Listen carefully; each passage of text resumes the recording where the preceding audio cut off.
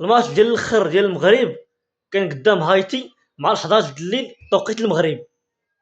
هايتي والمغرب مع 11 د الليل هي اخر مباراة للمغرب في دور المجموعات، وهادو هما الخصوم ديال المغرب في الدور الثاني، يا اما السويد يا اما اليابان يا اما هولندا. و100% غادي تكون هولندا. علاش؟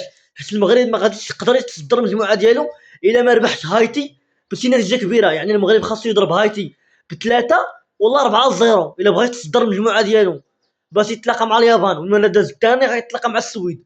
ونتمنوا ان شاء الله الخير. تصريح ديال الكابيتان ديال المنتخب هايتي: مواجهه المغرب ستكون استثنائيه وعلى مستوى الشخصي.